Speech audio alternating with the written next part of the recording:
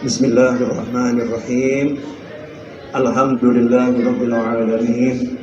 Allahumma shalli wa sallim ala sayyidina Muhammadin miftah ibadi rahmatillah adada ma fi ilmillah salatan wa salaman daimain bidawami mulkillah wa ala alihi wa sahbihi.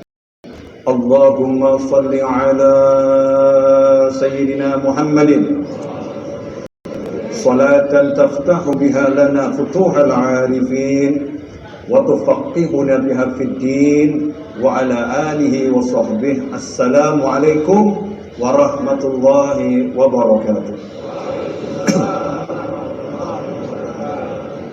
Sahabatku, kaum muslimin dan muslimat, jamaah MRPJ di dunia maya, di jagat Indonesia maupun di mancanegara yang dimuliakan Allah Ta'ala. Alhamdulillah, malam hari ini kita duduk bersama kembali memakmurkan rumahnya Allah Ta'ala. Tidak bumi yang lebih mulia daripada masjidnya Allah, rumahnya Allah. Karena itu kita harus perlakukan masjid lebih dari perlakuan tempat-tempat yang lain. Jangan menggunjing di dalam masjid, jangan berkata kotor di dalam masjid, jangan mengganggu orang di dalam masjid. Dan kita harus melakukan kebaikan yang paling baik di masjid lebih daripada di tempat-tempat lain. Kalau di luar kita murah senyum, di masjid harus lebih banyak senyum. Sementara di depan saya sekarang ini wajah tegang semua, kurang senyum. Ya, kita harus senyum di masjid. Toleh kanan, jangan nanya aliranmu apa. Toleh kanan, assalamualaikum warahmatullahi. Golongan mana ini? Naudzubillah min dzalik. Toleh kiri, golongan mana ini? Naudzubillah min dzalik. Di masjid.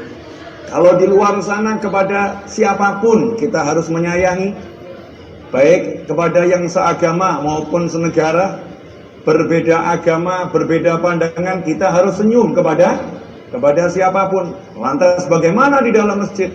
Kepada orang-orang yang sama-sama sholat, yang sama-sama ruku, yang sama-sama sujud. Masa ada kebencian dalam hati? Orang yang hatinya diisi kebencian, maka hidupnya hanya akan mendapatkan benci. Hidupnya hanya akan mendapatkan benci. Bukan saya yang ngomong, saya nggak berani membuat statement yang seperti ini. Tapi yang bicara adalah Nabi Muhammad sallallahu alaihi wasallam, yang mana beliau bersabda dalam sebuah hadis, man la yarham la yurham. Siapa yang tidak menyayangi tidak akan disayangi. Siapa yang tidak menyayangi tidak akan disayangi. Makna akan disayang ini luas, karena yang dipakai la yurham. Padahal syarat masuk surga itu bukan banyak amal, walaupun kita harus banyak amal. Syarat masuk surga nomor 1 itu berkat rahmat Allah. Ya, makanya kalau kita baca pembukaan Undang-Undang Dasar tahun 1945 itu awalnya bagaimana itu? Dan berkat rahmat Allah ya. Saya udah lama, soalnya dulu waktu sekolah saya kan biasa jadi komandan. Sekarang udah punya tongkat komando. Kalau sekolah saya jadi komandan pimpinan upacara. Kalau udah capek jadi pimpinan upacara gantian. Saya jadi agak malas gitu jadi dirijen. Ya. Kalau tim pengibar benderanya nggak ada, saya jadi pengibar bendera. Waktu saya SMA kelas 1 naik kelas 2 sampai kelas 3, tugas saya natar P4. Ya, tugas saya natar P4 di sekolah seperti itu. Tiba-tiba jadi ustadz, teman saya nggak ada yang percaya. Novel kita jadi ustadz. Teman saya nggak ada yang percaya. Bahkan guru saya di SMA juga nggak ada yang percaya.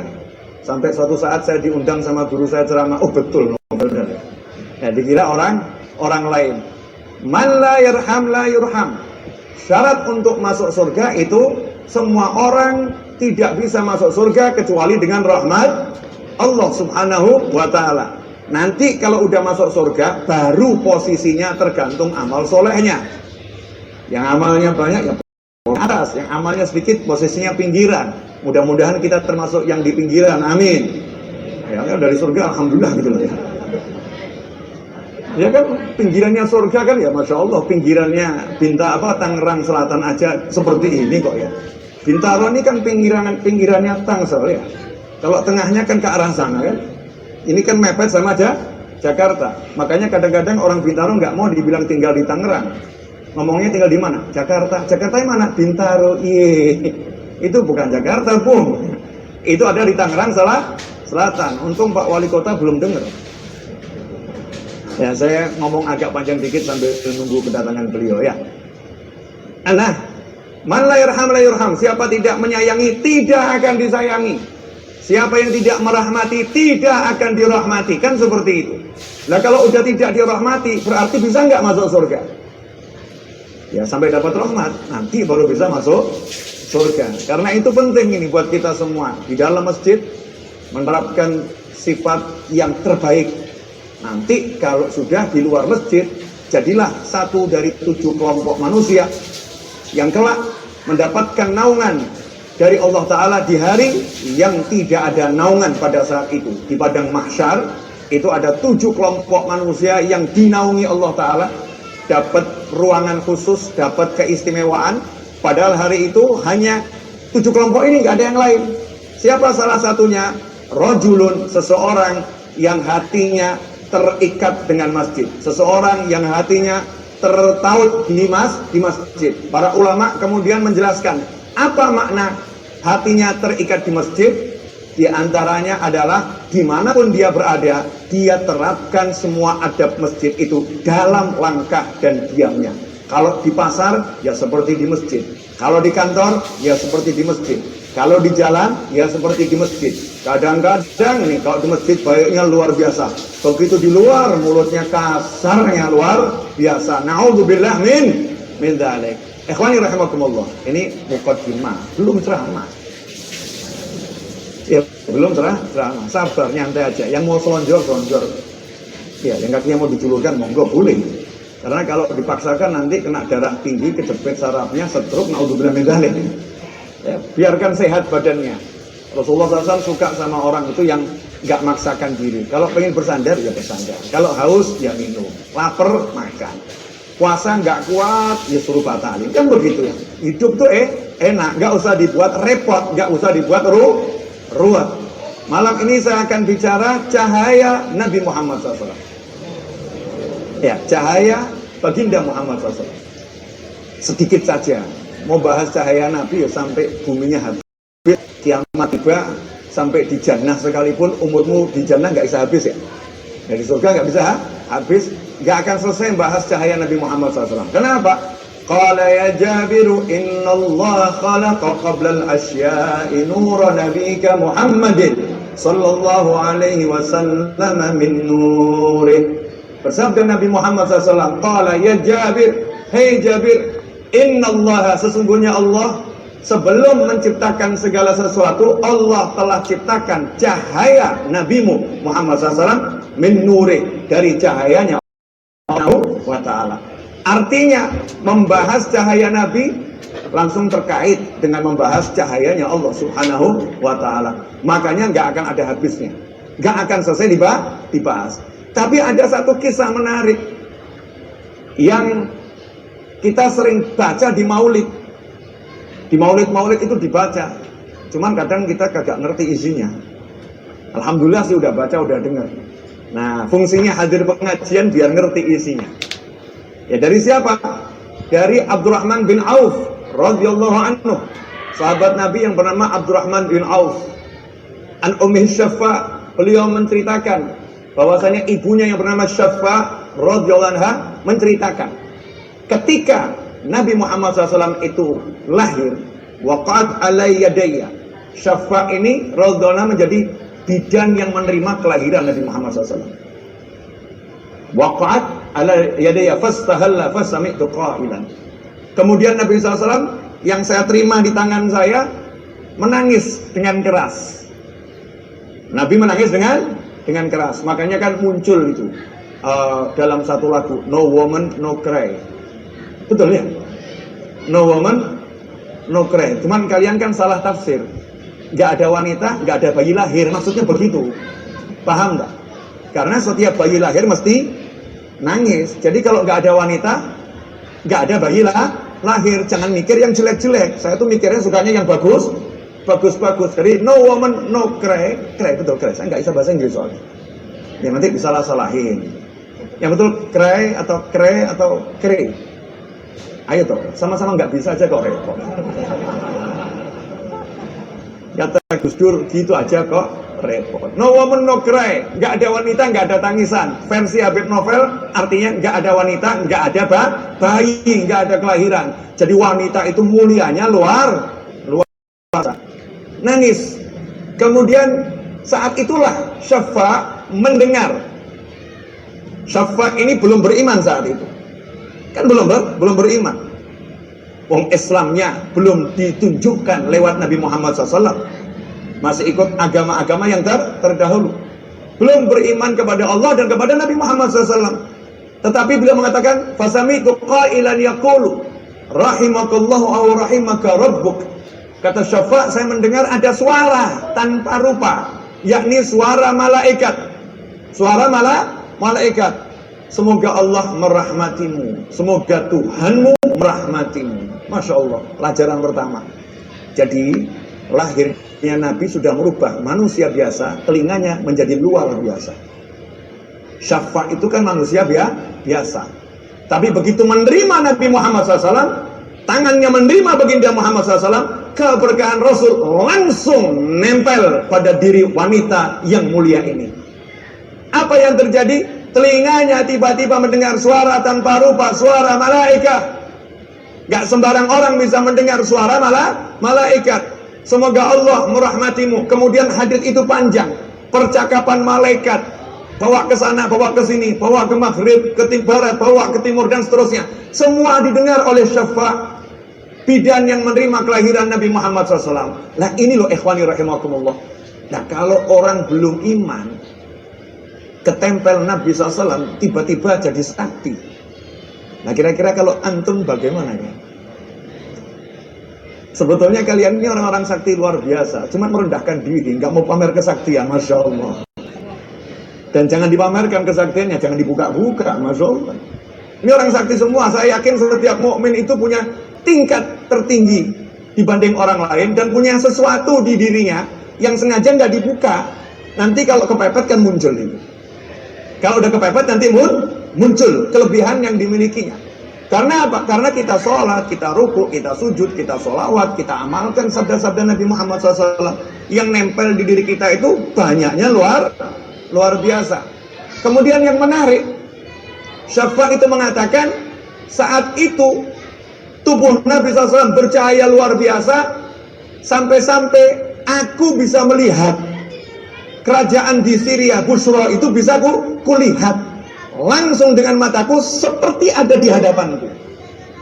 Bermakna seperti itu. Sekarang saya mau nanya sama semua, ada enggak satu sinar yang bisa nembus tembok ini? Sehebat apapun sinarnya, nggak akan nembus tembok. Sinar matahari itu kuat atau enggak kuat? Kuat, sama awan tapi kalah. Begitu awan, iya, sinarnya tidak kelihatan. Betul.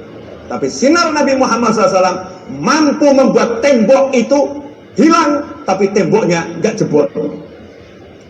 Coba pikir, mumet mesti. Kata orang Solo begitu ya. Kata orang Solo, coba pikir, mumet. Caranya bagaimana? Ya wallahu a'lam. Wah itu teknologi langit. Itu teknologi langit.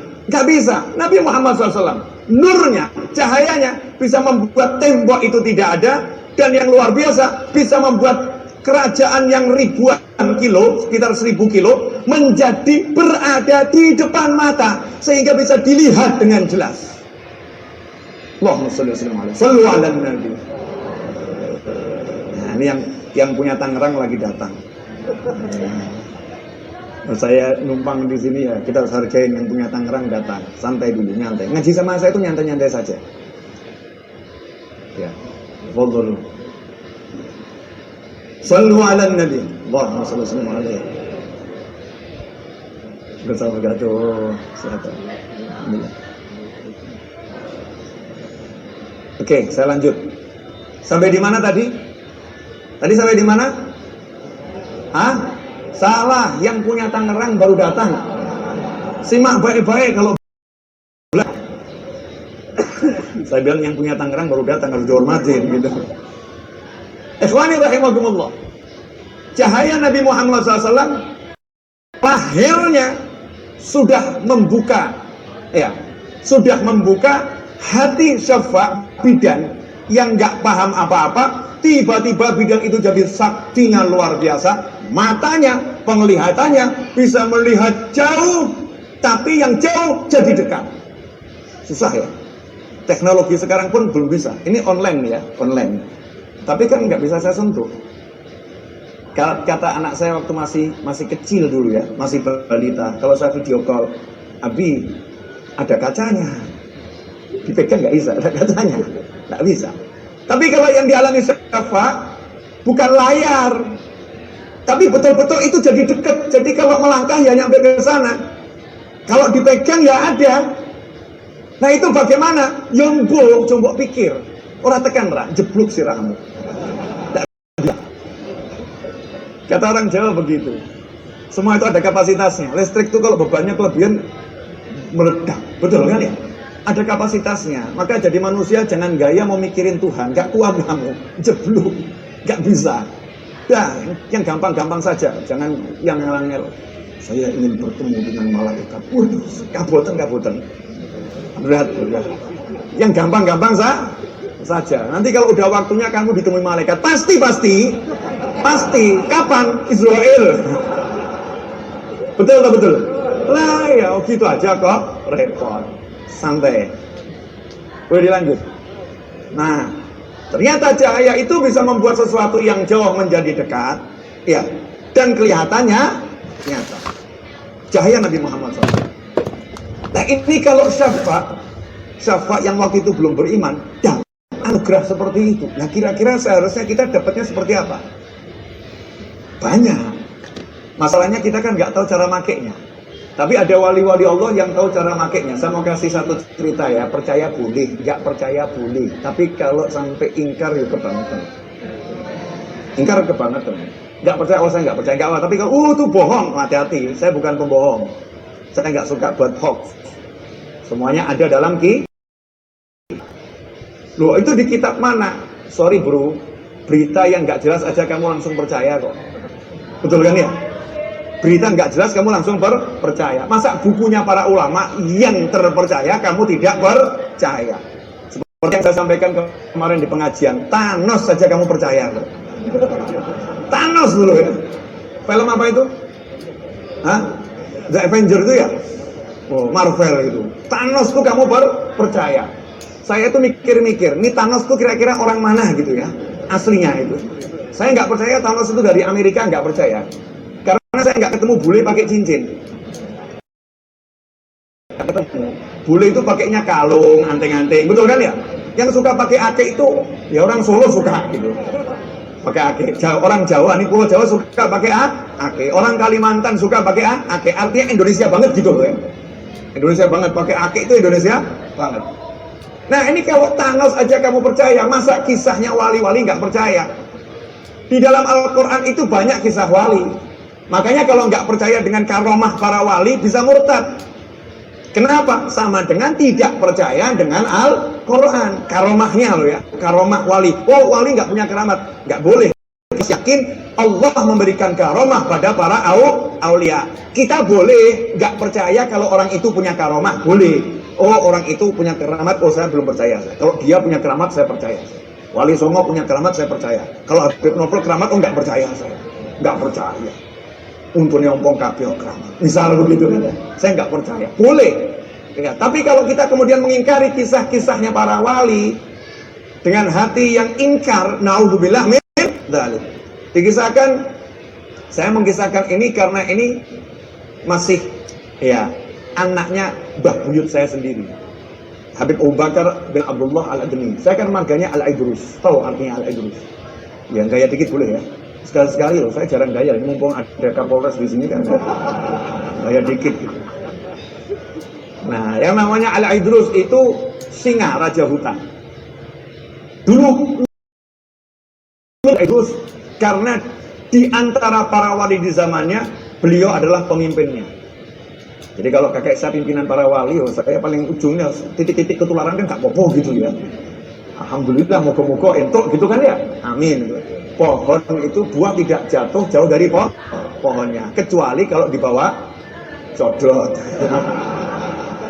Kalau codot bisa jauh. Kalau nggak dibawa codot ya aman-aman saja. Mudah-mudahan saya tidak dibawa codot. Amin. Ya. Kalau jatuh masih dekat sama pohonnya. Nah, kakek saya itu punya putra namanya Abu Bakar Al-Adni. Disebut Al-Adni karena memang tinggalnya bukan di kota Tarim, tapi di kota Aden. Punya murid dari kota Tarim, muridnya kangen, disuruh berangkat sana ke Aden, temui gurunya. Ketika ketemu gurunya, sama gurunya nggak boleh pulang, dan di sini saja. Tapi ini murid beneran. Kalau murid sekarang kan banyak alasan, nggak bisa bapak, nanti saya dipecat sama kantor, kehilangan job dan lain sebagainya. Ya, murid zaman sekarang ini palsu.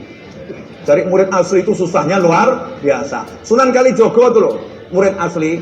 Di sini ya, jangan pindah. Ya udah di situ nggak kemana-mana sampai gurunya datang lagi. Itu baru namanya murid.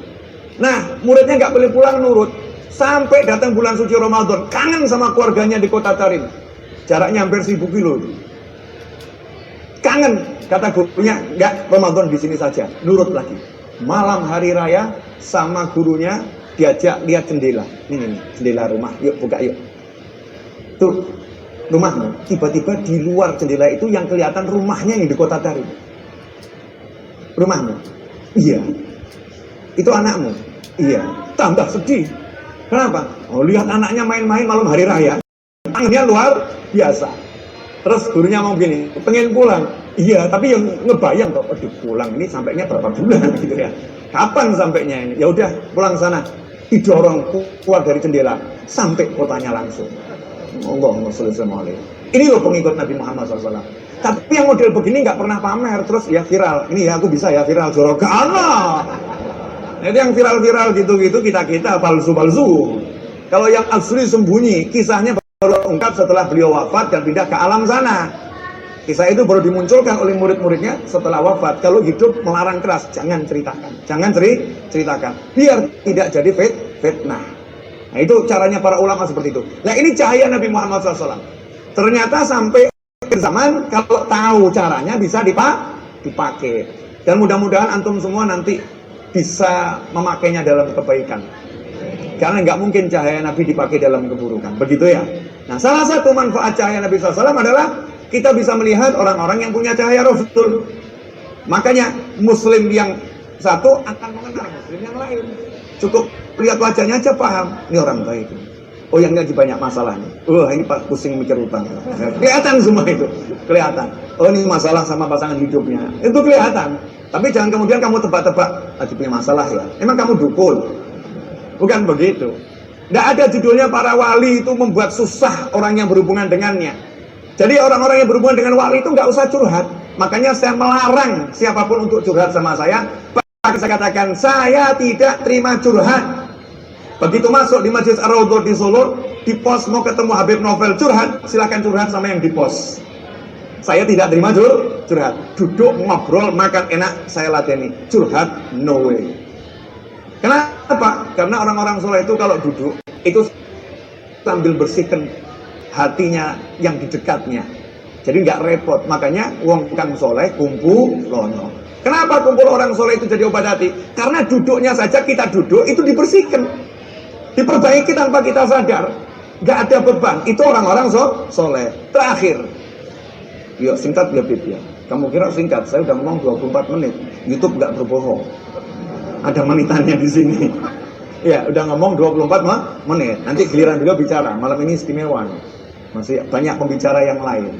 Yang penting barokah. Ingat enggak siapa Sayyidina Abdurrahman bin Auf? Sahabat konglomerat. Betul ya? Sahabat Nabi yang konglomerat. Asalnya kaya atau miskin? Asalnya nggak punya apa-apa.